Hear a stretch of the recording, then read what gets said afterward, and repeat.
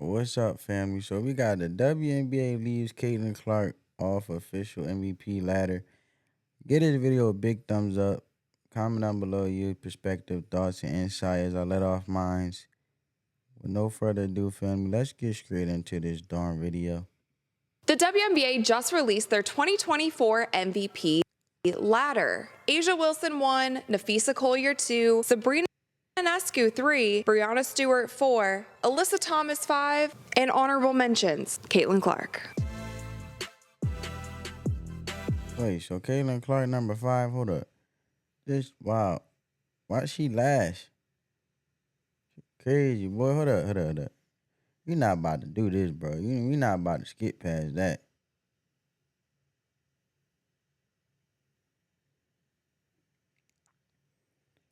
WNBA,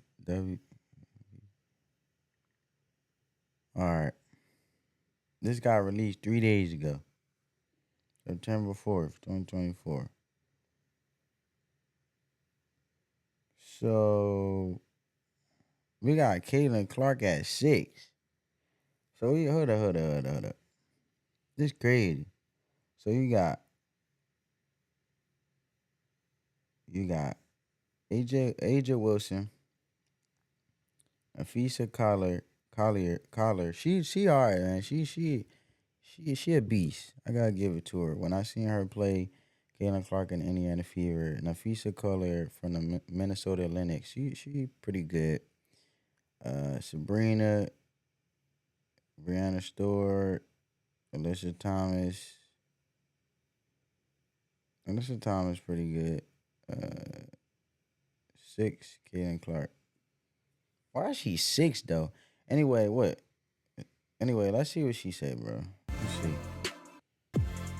Side Club. Today, once again, we have got to talk about the WNBA MVP conversation. I made a video about this a couple weeks ago, and I honestly got flamed on Instagram for my take because I claimed that Caitlin Clark should be in this MVP conversation. So before we even jump into my opinion, let's first look at the official WNBA MVP ladder. So they have A'ja Wilson at number 1, which the conversation of this entire season is A'ja Wilson is unanimous MVP. There's no debating it. If you even talk about MVP, you have to be like, well, of course A'ja Wilson's running away with it. Like, you cannot even have any kind of constructive conversation around MVP unless you preface it by saying, well, I already know that A'ja Wilson won. Like, that's the standard. If you talk about this conversation, which I think is a little weird, I feel like we should be able to just talk about it. I am a fan of A'ja Wilson. I wore my white tee and my gray sweatpants shorts in honor of her. Bro, get to the point. Has A'ja at 1. Number 2, Napheesa Collier. I already read the lineup. But anyway, let's continue.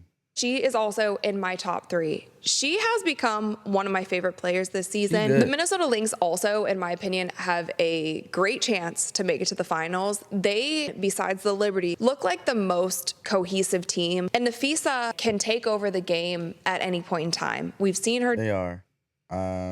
I feel like the Minnesota Lynx are going to be in the finals. I don't feel like Liberty is that good. I seen Indiana Fever basically blow them out the river. So for them to be the top defensive team as they make them out to be, I don't really believe so. But I do see them as being, when I say them, I'm talking about Minnesota Lynx. I do see them as the most cohesive team that will make it to the finals.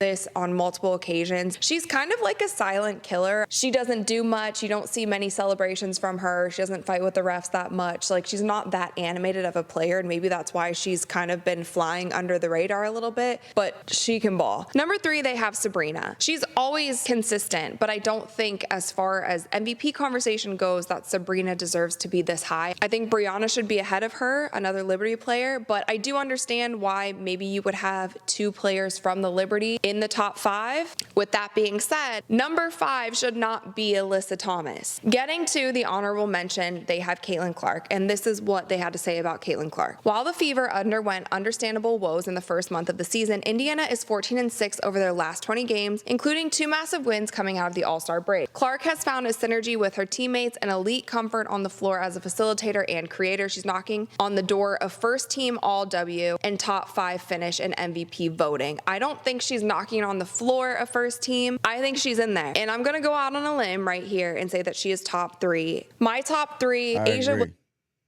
I agree. So I'll say Asia Wilson, Mafisa. I'm not going in any order, but I'm just saying Asia Wilson, Nafisa Kohler, and Caitlin Clark is my top 3.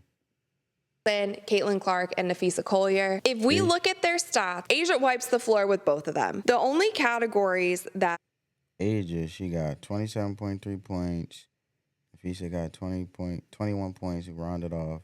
Caitlin Clark, 19 points. Overall, as a guard, 36 points. Caitlin Clark on the top. Assists, Caitlin Clark got more assists.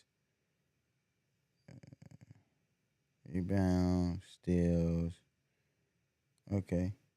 she doesn't have are assists, 3-point percentage, and free throw percentage. Caitlin has all of those. She is tied for steals with Nafisa. And if you watch Asia play, you can see how she dominates the game. Like, she's an incredible player. I don't think that I have to beat that point into your heads. You guys get it. If you watch Asia play, she's a great basketball player. Is she a better player overall right now than Caitlin Clark and Nafisa Collier? Yes. Is she a more valuable player to her team than Caitlin Clark and Nafisa Collier? That is where I'm not sure. And that No.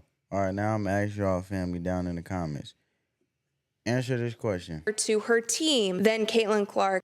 Yes. Is she a more valuable right now than Caitlin Clark and Nafisa Collier? Yes. Is she a more valuable player?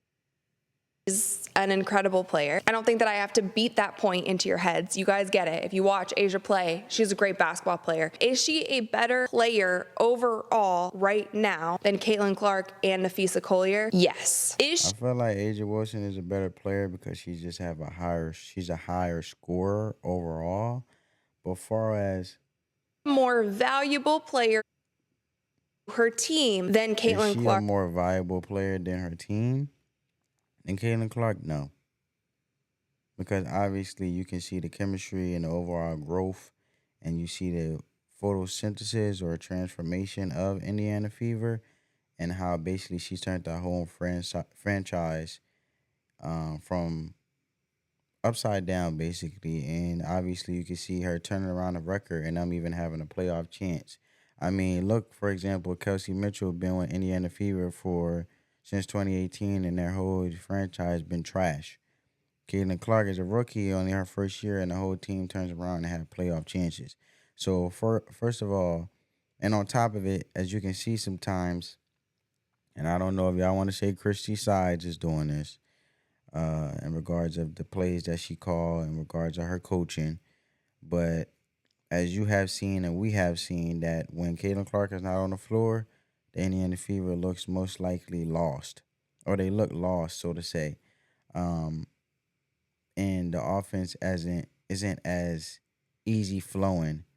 Um, so and that's how I can say she's valuable and she's overall the complete package, and bring value that's way more than Asia Wilson when it comes to being an overall impact to the team and being valuable. And that's how my argument is substantiated. Comment down below you guys' thoughts. Let's continue. And Nafisa Collier, that is where I'm not sure. And that's where we can start to have this conversation. The MVP award is subjective. It's very hard to just go by numbers and hand out this award. We saw it this season with the NBA MVP award when the Joker won it again 3 years in a row, and Shaq came out and said, I respect your game. However, I think Shai Gilgeous-Alexander should have won the award. I'm not happy with this one.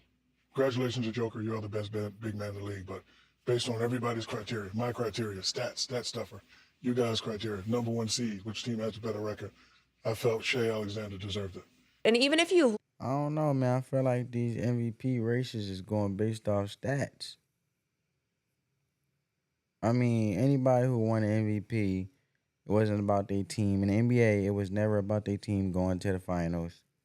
It was never about winning a lot of games. I feel like it was overall impact, how much impact they made in regards to being very, very valuable to their team, of turning things around for the best interest of the team and scoring. and the overall improvement stat wise. At the comparison for those three players, where it was Shai Gilgeous-Alexander, Luka, and the Joker, Nikola Jokic's stats weren't ahead of Shai's or Luka's. If you looked at it, then Luka should have been awarded MVP. But OKC got the #1 seed when they weren't expecting to. Like, there are so many variables that go into it, or there's the season. Exactly, because Shai Alexander turned the whole OKC franchise around and made them a more competitive team overall. So it's the overall growth and let alone the stats, the growth, the stat growth, I feel like, which is more propels someone to be in the MVP race, let alone win the MVP. Russell Westbrook won MVP, and he clearly won MVP because he had an absurd amount of triple doubles and his stats were just incredible. Yet I don't know if his team even made it out of the first round. So there are so many different ways that you can interpret this MVP award. That's why when I hear media and WNBA Okay. analysts, Well, how about this, family? Comment down below to make it even sound better from what she's saying. The MVP race to make you a strong candidate is the overall impact that you have in regards of the team, let alone your stats, the improvement of stats, and a stat that has never been done before in regards of a consistent stat that's done over and over. Because she just mentioned Nikola Jokic, phenomenal in regards to stats, improving always. Got it. But they said they believe Shai Alexander should have won it. Shai Alexander, because he had been valuable to the team where he turned things around and made OKC even competitive. Then she mentioned Luka. Luka having a phenomenal stat sheet when it comes to the highest stat being broken career-wise or so, whatever. You know what I'm saying? I'm just saying in general, I feel like she's basically saying these are the factors that play into it. And I believe so. So I believe overall impact on the team, an improvement in stats, and also a consistent stat record alongside that improvement that makes you an MVP candidate and a strong MVP candidate to receive the MVP.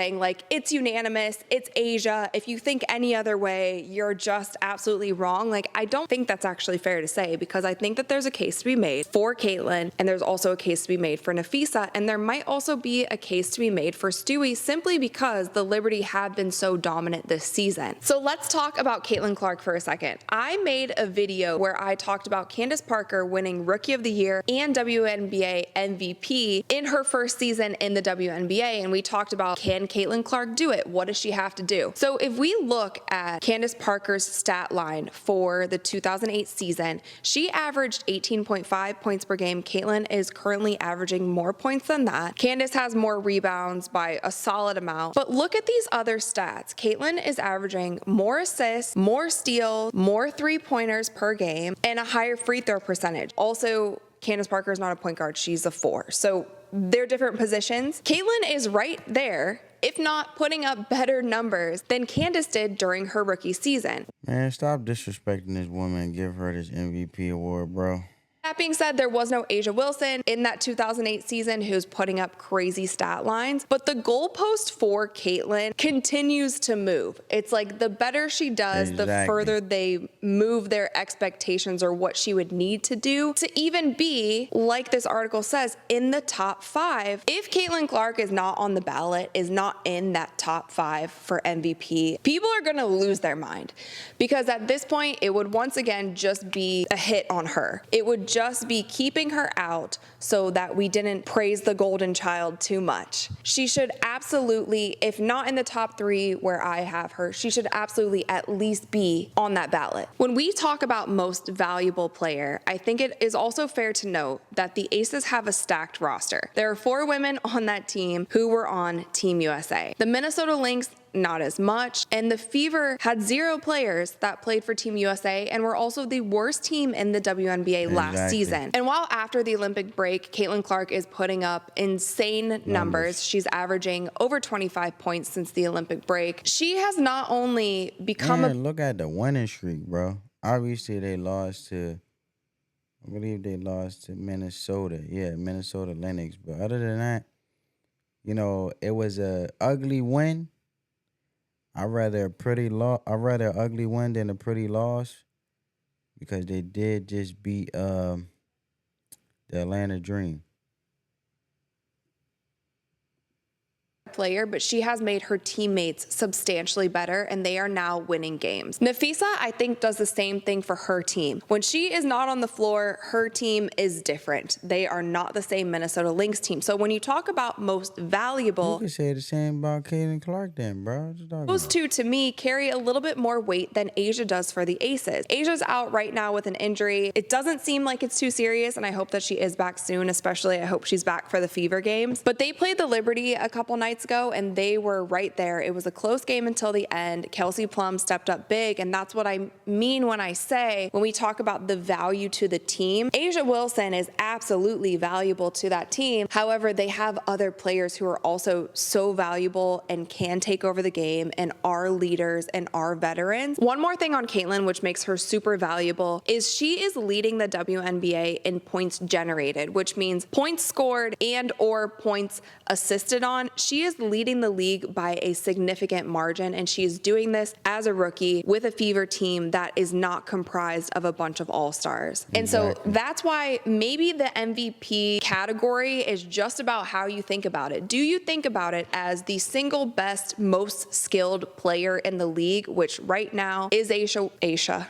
which right now is Asia Wilson? Give her the crown. That is absolutely hers. Or is it the most valuable and most impactful to the team? And maybe this is a friendly debate that we'll probably be having until the end of time. It happens in the NBA all the time. It's great that it's happening here. But I do think that we got to give Caitlin Clark more respect because at this point, the goalpost keeps getting moved. And if they continue to play like they're playing, the Fever are going to make a run in the playoffs. And that might sound crazy for me to say, but this team is starting to gel. But let me know what you guys think. How do you think the MVP award should be judged? Should it be based on your stat lines, how skilled you are, based on your skill? I already said I believe the overall impact and how valuable you are to the team, your stat line,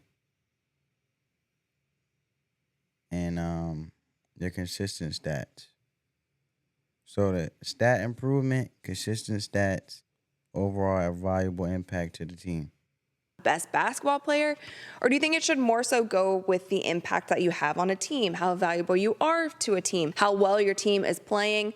Let me know what you guys think in the comments below. And of course, give me your pick for My pick for the WNBA MVP is Caitlin Clark. Comment down below you guys' thoughts and perspective. I think it's type obvious here.